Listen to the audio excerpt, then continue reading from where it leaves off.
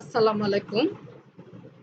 Dhaka college কর্তৃপক্ষ কর্তৃক আয়োজিত অনলাইন ক্লাসে সবাইকে স্বাগত।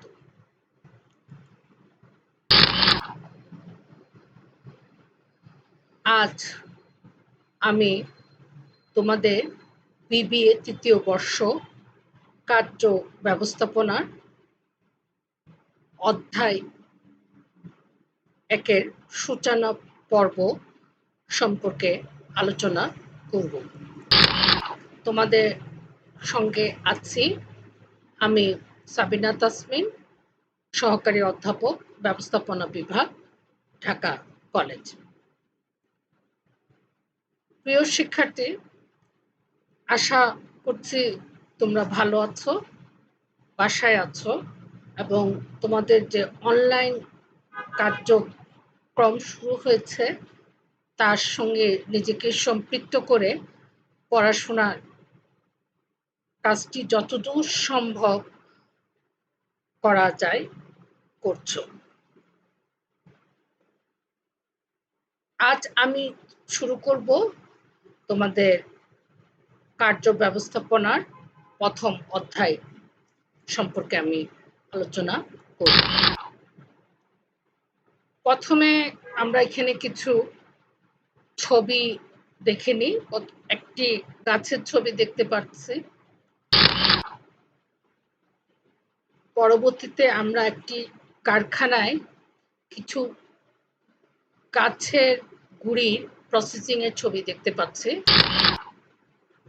এবং শেষে একটি ফুল প্রোডাক্ট, একটা আলমারি এবং একটা ডাইনিং টেবিল দেখতে পাচ্ছি।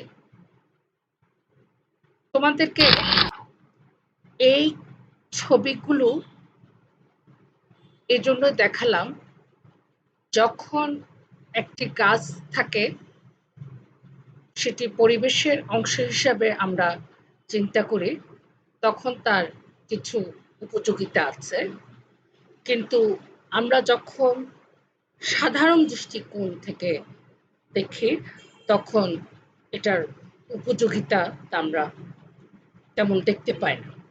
কিন্তু যখন আমরা এখানে একটি ছবি দেখিয়েছি যে প্রসেসিং এ যাচ্ছে, এই প্রসেসিং এ যাওয়ার পরে এটা একটা ফিনিশ প্রোডাক্ট হিসাবে আমরা এটাকে পাচ্ছি। আমরা এই ডাইনিং টেবিলটা, এই আলমারিটা আমরা পাচ্ছি এবং যেটা আমরা সাধারণত ঘরে ব্যবহার করে থাকি। আমরা এই ছবিগুলো এবং এই কথাগুলো বলে একটা জিনিসই বোঝাতে চেয়েছি, আর সেটি হলো যে যখন একটি জিনিস, একটি কাঁচামাল শুধু এমনি অবস্থায় পড়ে থাকে তখন এটাকে ভোক্তা ব্যবহার করতে পারে না। যখন এটি একটি প্রক্রিয়ার মাধ্যমে যায় তখন ভোক্তা এটাকে ব্যবহার করতে পারে। তোমরা যারা ইন্টারমিডিয়েটে প্রোডাকশন ম্যানেজমেন্ট পড়েছো তারা জানো, আমরা প্রোডাকশনে আমরা ফার্স্টে পড়েছি যে উপযোগ কাকে বলে, উৎপাদন কাকে বলে। ওখানে আমরা দেখেছি, ওই জায়গায় আমরা দেখেছি যে একটা জিনিসের যখন উপযোগিতা সৃষ্টি করা যায়, যে প্রক্রিয়ার মাধ্যমে একটা জিনিসের যখন উপযোগিতা সৃষ্টি করা যায় তখন এটাকে আমরা উৎপাদন বলতে পারি। একটা সময় ছিল অপারেশনস ম্যানেজমেন্ট বা কার্য ব্যবস্থাপনাকে তেমন গুরুত্ব দেওয়া হতো না, কিন্তু পরবর্তীতে দেখা গেল, বিশেষ করে আমি তোমাদের স্লাইডে একটা জিনিস দেখিয়েছি, শিল্প বিপ্লব, যেটা প্রায় ১০০ বছরের ফসল, ১৭৫০ থেকে ১৮৫০।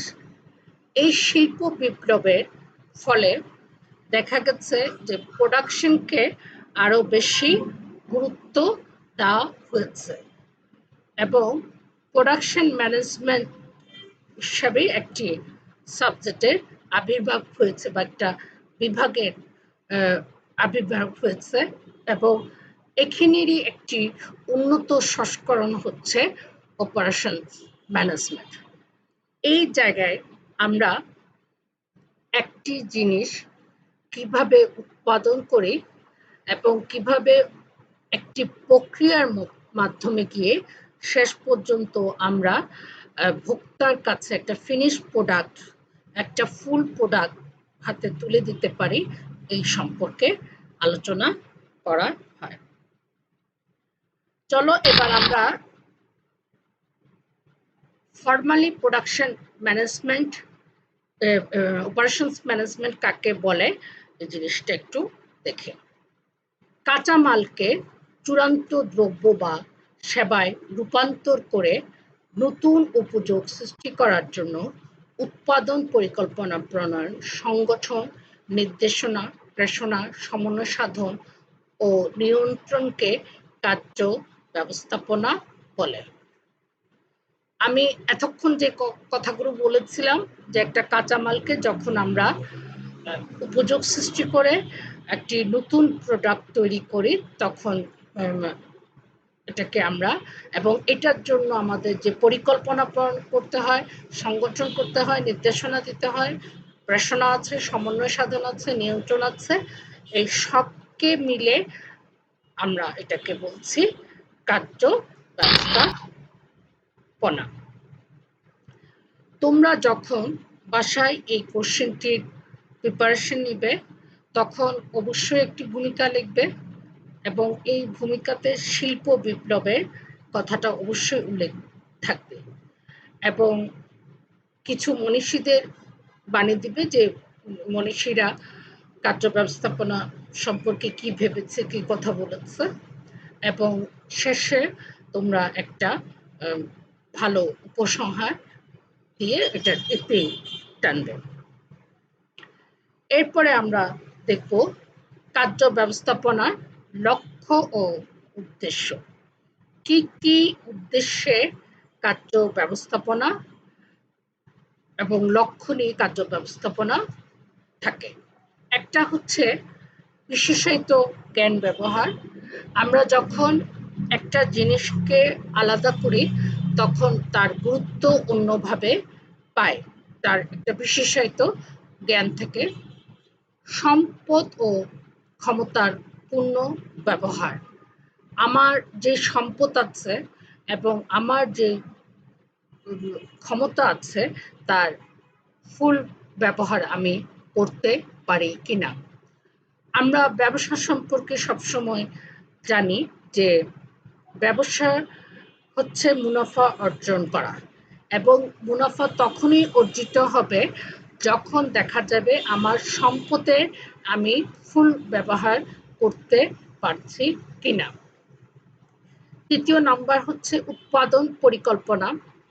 কার্য ব্যবস্থাপনার একটি বড় কাজ হচ্ছে এবং বড় লক্ষ্য উদ্দেশ্য হচ্ছে পরিকল্পনা করা, যে কি উৎপাদন করবে, কিভাবে উৎপাদন করবে, কাঁচামাল কিভাবে আসবে, এটার পেমেন্টটা কিভাবে হবে এবং ভোক্তার কাছে কিভাবে এটা পৌঁছবে, এবং সমস্ত কিছু মিলে এটার উৎপাদনটাকে পরিকল্পনা করতে হয়। এরপরে হচ্ছে উৎপাদন নিয়ন্ত্রণ। এটা প্রোডাক্টের উৎপাদন করলে এবং উৎপাদন ঠিক যথাসময়ে ভোক্তার কাছে পৌঁছছে কিনা, এবং এটাতে যদি কোনো সমস্যা তৈরি হয় কেন সমস্যাটা তৈরি হচ্ছে এই জিনিসগুলো দেখা, এটাও কার্য ব্যবস্থাপনার একটি লক্ষ্য এবং উদ্দেশ্য। এরপরে আমরা দেখব মান নিয়ন্ত্রণ সম্পর্কে। আমি যখন কোনো একটি পরিকল্পনা করি এবং পরিকল্পনা মাফিক আমার কতটুকু কাজ হয়েছে এটা আমি দেখি, এবং এখানের মধ্যে যে পার্থক্যটা হবে সেই পার্থক্যকে যাচাই বাছাই করতে, কেন আমার কাজটা নির্দিষ্ট লক্ষ্যে পৌঁছতে পারিনি, বা আজকে আমার প্রোডাকশন এত হলো, আমি এই প্রোডাকশনটাকে আরো একটু বাড়াতে পারি কিনা, এটা দেখাও কার্য ব্যবস্থাপনার একটি উদ্দেশ্য, লক্ষ্য এবং উদ্দেশ্য। এরপরে বলেছি পণ্য গবেষণা ও উন্নয়ন। আমরা সবসময় মার্কেটিং পড়ানোর সময় একটা কথা বলি যে ভোক্তার মন ভীষণ ক্ষণস্থায়ী। আজ যে পণ্যটা ব্যবহার করছে খুব অল্প সময়ের ব্যবধানে সে পণ্যটার প্রতি ভোক্তা উৎসাহ হারিয়ে ফেলা খুব স্বাভাবিক। এই জন্য কার্য ব্যবস্থাপনার একটি বড় লক্ষ্য হচ্ছে যে সবসময় পণ্যটাকে নিয়ে গবেষণা করা, এটাকে আরো বেশি ডেভেলপমেন্ট করা যায় কিনা এবং কিভাবে ভোক্তাকে ধরে রাখা যায়। এরপরে হচ্ছে যন্ত্রপাতি রক্ষণাবেক্ষণ। আমার উৎপাদনের জন্য যে যন্ত্রপাতি আছে সেই যন্ত্রপাতিগুলো প্রত্যেকটার রক্ষণাবেক্ষণে করতে হবে ঠিকভাবে। সমস্ত যন্ত্রপাতি রক্ষণাবেক্ষণ করে প্রোডাকশনটাকে যাতে স্মুথলি চলে এই কাজটা আমাকে করতে হবে। লাস্টে হচ্ছে মজুত মাল নিয়ন্ত্রণ। কার্য ব্যবস্থাপনার একটি বড় কাজ হচ্ছে উৎপাদন করা এবং উৎপাদনে সবসময় কাঁচা মালের প্রবাহটা আমাকে ঠিক রাখতে হবে। কারণ না হলে কাঁচামাল যদি ঠিক সময়ে আমার ফ্যাক্টরিতে আসতে না পারে তাহলে আমার প্রোডাকশনটা মিস হবে, আমার উৎপাদনটা মিস হবে। ফলে আমাকে যেটা হচ্ছে আমি আমার অভীষ্ট মুনাফা অর্জনে যেতে পারবো না। তো এই জন্য সবসময় প্রোডাকশন ম্যানেজারকে কার্য ব্যবস্থাপককে খেয়াল রাখতে হবে, এই ডিপার্টমেন্টকে সবসময় খেয়াল রাখতে হবে আমার কাঁচা মালের ফ্লোটা যেন সবসময় ঠিক থাকে। তোমাদের এটি একটি বড় কোশ্চেন, এটা বাসায় প্রিপারেশন নেওয়ার সময় অবশ্যই একটি ভূমিকা লিখবে এবং আমি যে পয়েন্টগুলো আলোচনা করলাম সেই পয়েন্টগুলো ঠিকভাবে লিখবে। প্লাস হচ্ছে প্রতিটা পয়েন্টের এগেনস্টে কিন্তু একটা এক্সপ্লেনেশন দিতে হবে এবং সবার শেষে একটি উপসংহার থাকবে।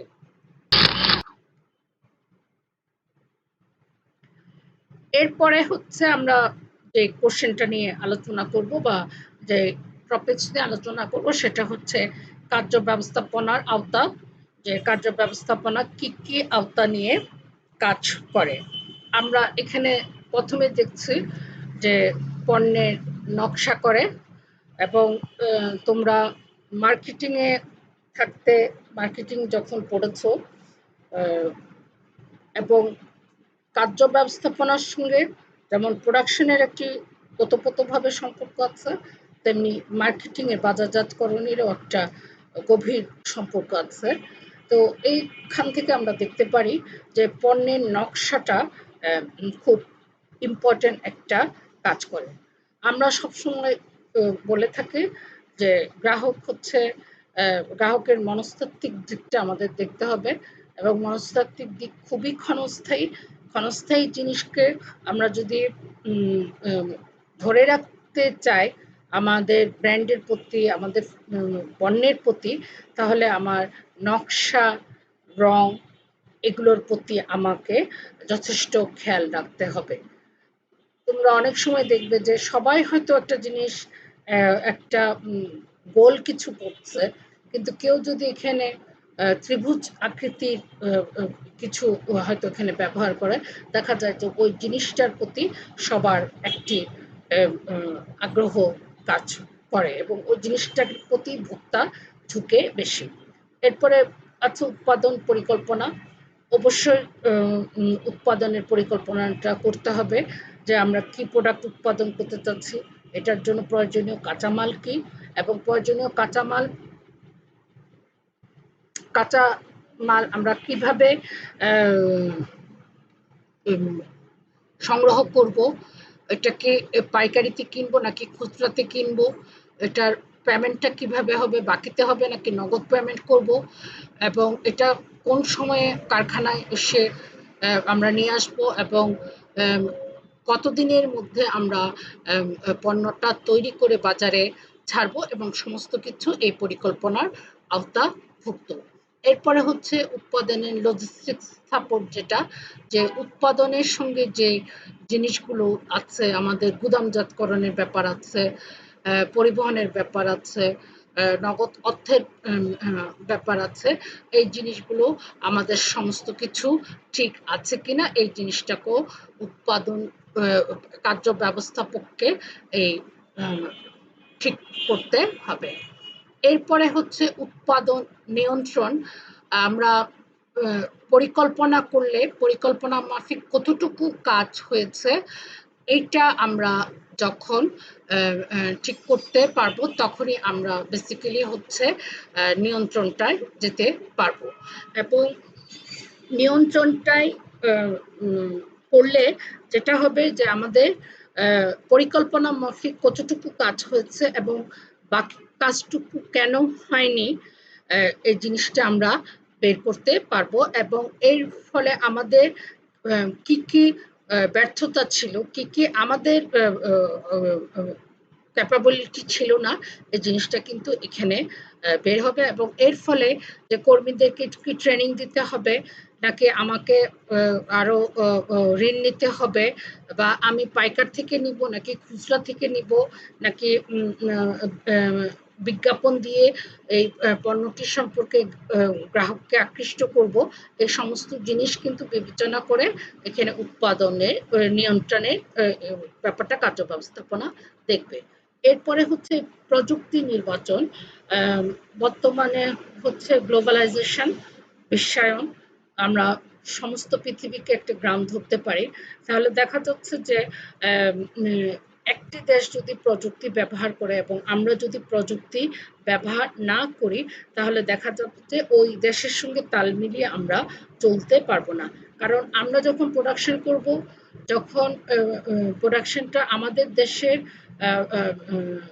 চাহিদা মেটাতে পারবে, তখন এটা কিন্তু আমরা বাইরে রপ্তানি করার কথাও চিন্তা করতে পারে। আমাদের দেশের অনেক দেশীয় সম্পদ, দেশীয় উৎপাদনও কিন্তু, উৎপাদিত পণ্য কিন্তু বিদেশে রপ্তানি হচ্ছে। তো ফলে যেটা হচ্ছে যে নতুন প্রযুক্তির সঙ্গে আমাদের খাপ খাওয়াতে হবে। এই যে যেমন তোমরা একটা জিনিস দেখতে পাচ্ছ যে করোনার কারণে আমরা এখন অনলাইনে ক্লাস নিচ্ছি, যেটা হয়তো মার্চের আগে আমরা কখনোই ভাবতে পারতাম না।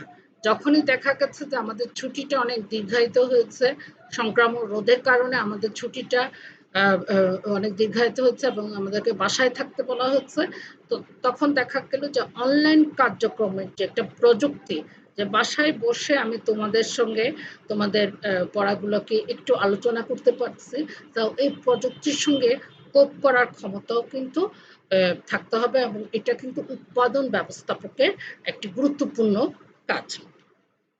তোমাদের এই কোশ্চেনটাও একটা ব্রড কোশ্চেন এবং এটা তো প্রায় 10 মার্কস থাকবে, তো ফলে একটি সূচনা দিবে এবং আমি যে পয়েন্টগুলোর কথা বললাম এই পয়েন্টগুলো লিখবে এবং এটা আলোচনা করবে, এক্সপ্লেনেশনটা করবে এবং লাস্টে একটি উপসংহার দিবে।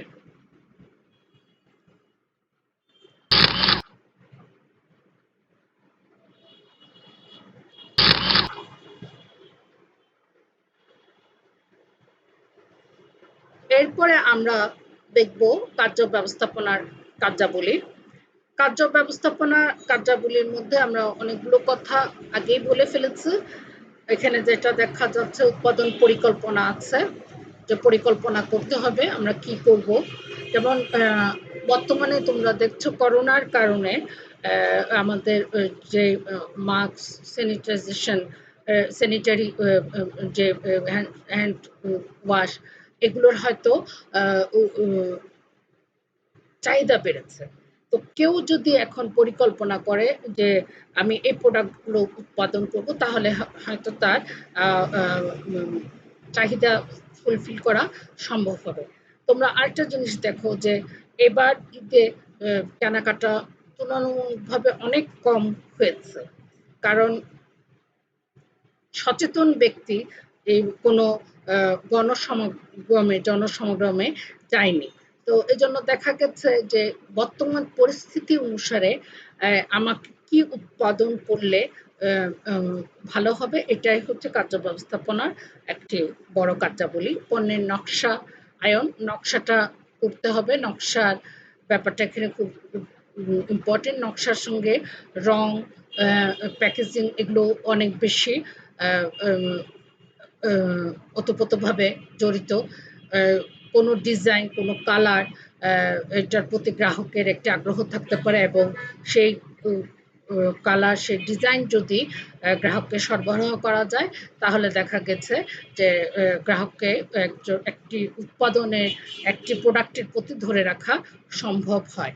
তোমরা একটি জিনিস দেখবে যে জেট যে ডিটারজেন্ট পাউডার আছে সেটা অনেক আগে থেকে আমি নিজেও ছোটবেলায় দেখেছি। আমি যখন নিজেও খুব মানে আমার শৈশবে দেখেছি। তো এই প্রোডাক্টটা তার ডিজাইনটা একই রকম রেখে শুধু তাই না, ওরা যে বিজ্ঞাপনে যেই মেয়েটির ছবি ব্যবহার করে সেটা যুগ যুগ ধরে একই মেয়ের ছবি কিন্তু তারা ব্যবহার করে এই প্রোডাক্টটাকে তারা গ্রাহকের প্রতি একটা আগ্রহ সৃষ্টি করতে সম্মত হয়েছে। তো এই জন্য দেখা যাচ্ছে যে নকশা, রং, ডিজাইন এগুলো কিন্তু আমাদের কার্য ব্যবস্থাপকের জন্য অনেক বড় একটি ব্যাপার। যন্ত্রপাতি রক্ষণাবেক্ষণ, যন্ত্রপাতি লোকে রক্ষণাবেক্ষণ করতে হবে, কোনো যন্ত্র যাতে নষ্ট না হয়ে যায় ব্যবহারের কারণে, বা যে শ্রমিক চালাবে তাকে হয়তো ট্রেনিং এরও ব্যবস্থা করতে হবে, যন্ত্রপাতির রক্ষণাবেক্ষণ করতে হবে।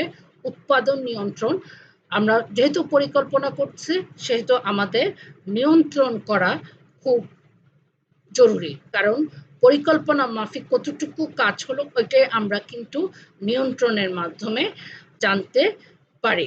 এবং এটার জন্য আমাদের যে অ্যাকশনগুলোতে যেতে হবে, আমাদের যে ঘাটতি আছে সে ঘাটতিটা বের করা যায়, যে আমাদের ট্রেনিং এর দরকার আছে, নাকি এবার আমাদের উৎপাদনটা কম হলো, কেন কম হলো, আমাদের কি কোনো যন্ত্রপাতির সমস্যা ছিল, নাকি কাঁচামালের সমস্যা ছিল, নাকি আমাদের কোনো শ্রমিক ঠিকভাবে কাজ করতে পারেনি, এই জিনিসগুলো, বা শ্রমিককে কি ঠিকভাবে মোটিভেট করা হয়নি, এই জিনিসগুলো বিবেচনা করে আমরা নিয়ন্ত্রণের কাজটা উৎপাদন কার্য ব্যবস্থাপক করে থাকে এবং পরবর্তীতে তাদের যে ভুলগুলো হয় এই ভুলগুলো সংশোধন করে তারা পরবর্তী প্রোডাকশনটা যায়। উৎপাদন বাজেট প্রণয়ন, উৎপাদন বাজেট প্রণয়ন করাটা খুব ইম্পর্টেন্ট, কারণ কতখানি উৎপাদন হবে তার উপর নির্ভর করে কত আমার টাকা দরকার হবে, অর্থের দরকার হবে, আমার ফিনান্সিং এর ব্যবস্থাটা করে রাখতে হবে। এই জিনিসটা কিন্তু উৎপাদক ব্যবস্থাপক, কার্য ব্যবস্থাপককে দেখতে হয়। এছাড়া আছে কারখানার বিন্যাস। আমরা একটা জিনিস দেখতে পারি যে আমার কোন জিনিসটা কোন জায়গায় থাকলে আমার উৎপাদনটা বাড়বে। আমি যদি এখানে বসে একটা জিনিস উৎপাদন করি কিন্তু আমার প্রয়োজনীয় কাঁচামাল যদি অনেক দূরে থাকে তাহলে দেখা যাচ্ছে যে প্রয়োজনীয় কাঁচামাল আনা নেওয়া করতে গিয়ে আমার প্রচুর সময় নষ্ট হবে, যেই সময়টার মাধ্যমে আমি উৎপাদন হয়তো আরেকটু বাড়াতে পারি। এই জন্য কার্য ব্যবস্থাপককে দেখা যাচ্ছে যে কারখানার বিন্যাসটা করাও কিন্তু অনেক ইম্পর্টেন্ট একটা ব্যাপার। কোন জায়গায় কোন জিনিসটা রাখলে শ্রমিকের সুবিধা হবে, শ্রমিক বেশি উৎপাদন করতে পারবে, শ্রমিক স্বাচ্ছন্দ্যভাবে কাজ করতে পারবে, এই জিনিসটা উৎপাদন কার্য ব্যবস্থাপককে দেখতে হবে। মজুত নিয়ন্ত্রণ, মজুতটাও নিয়ন্ত্রণ করা খুব জরুরি, কারণ মজুতের মাধ্যমে কাঁচামাল মাধ্যমে শ্রমিক কাজ করে থাকে, ফলে শ্রমিক যাতে বসে না থাকে, শ্রমিকের কাজটা যাতে স্মুথলি চলতে থাকে, এই জিনিসটাও কিন্তু কার্য ব্যবস্থাপককে দেখতে হবে। মান নিয়ন্ত্রণ, আমরা জানি যে একজন ভোক্তাকে যদি আমরা ধরে রাখতে চাই, আমাদের পণ্যের প্রতি সবসময় আগ্রহ করে রাখতে চাই, তাহলে তার মান নিয়ন্ত্রণটা খুব ইম্পর্টেন্ট, কারণ গুণগত মানের উপরে ভিত্তি করে গ্রাহক কিন্তু একটি পণ্যের প্রতি আকৃষ্ট হয়ে থাকে। তাই এজন্য মান নিয়ন্ত্রণ করাটাও এখানে খুব জরুরি একটা কাজ, উৎপাদন ব্যবস্থাপক একটা জরুরি কাজ। কর্মীদের মনোবল উন্নয়ন, শ্রমিককে এমনভাবে মোটিভেট করতে হবে যাতে এই তার কাজের জায়গাটাকে সে নিজের জায়গা মনে করে, নিজের আবাসস্থলের মতো আরামদায়ক মনে করে, এবং তাকে বেতন, বোনাস এবং আনুষঙ্গিক যেই মোটিভেশন, আর্থিক মোটিভেশন দেওয়া যায়, এবং সঙ্গে অনার্থিক যে মোটিভেশন, কারখানার পরিবেশের উন্নয়ন, সহকর্মীদের সঙ্গে ভালো সম্পর্ক তৈরি করা, মাঝে মাঝে বছরে পিকনিকের ব্যবস্থা করা, বা আমরা এবার আমাদের মুনাফা কাঙ্ক্ষিত লক্ষ্যে পৌঁছালে তাদেরকে নিয়ে একটা অনুষ্ঠান করা এবং তাদেরকে মুনাফার কিছু অংশ তাদের বেতনের সঙ্গে যোগ করা, এই জিনিসগুলো করে আমরা কর্মীদের মনোবলটাকে উন্নয়ন করতে পারি। আমরা আরেকটি পয়েন্ট দেখতে পাচ্ছি, পণ্য গবেষণা। আমরা মার্কেটিংয়ে বলবো, মার্কেটিংয়ে এই কথাটা বারবারই বলে থাকি যে ভোক্তা বা গ্রাহক খুবই ক্ষণস্থায়ী, তাদের মনস্তাত্ত্বিক দিক বিবেচনা করে তারা অসম্ভব ক্ষণস্থায়ী। তাই পণ্যটাকে গবেষণা করে এই পণ্যটাকে আরও কিভাবে গ্রাহকের স্বাচ্ছন্দ্যে ব্যবহার করা যায় করে আমরা গ্রাহককে আমাদের প্রোডাক্টের প্রতি একটি আকর্ষণ তৈরি করতে পারি।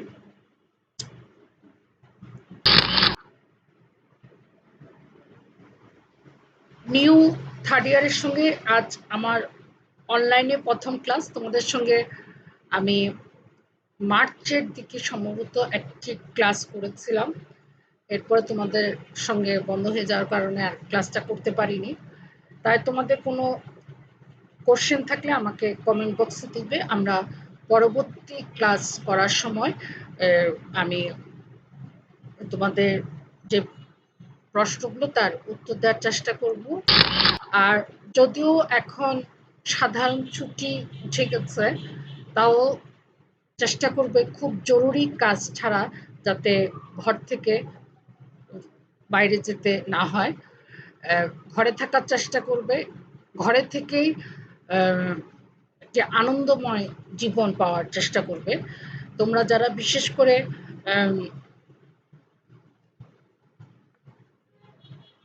ঢাকার বাইরে থেকে ঢাকা কলেজে পড়তে এসেছো, তারা বাবা মার থেকে অনেক দূরে থাকো, এখন তোমরা একটা দীর্ঘ সময় বাবা মাকে পাচ্ছ, এই স্পর্শটা এনজয় করার চেষ্টা করো, এবং আরও চেষ্টা করবে মাকে ঘরের কাজে সহযোগিতা করতে। ঘরের কাজে সহযোগিতা করা প্রগতিশীল মানুষের লক্ষণ। তোমাদের সবাইকে ধন্যবাদ ক্লাসটি করার জন্য। আমরা মনে হচ্ছে খুব তাড়াতাড়ি ইনশাল্লাহ করোনা মুক্ত হয়ে আবার ক্লাসে ফিরে যাব, আমরা মুখোমুখি ক্লাস করব, তোমাদের সঙ্গে দেখা হবে, কথা হবে। তোমাদের সবাইকে ধন্যবাদ, তোমাদের সবার কল্যাণ কামনা করছি। আল্লাহ হাফেজ।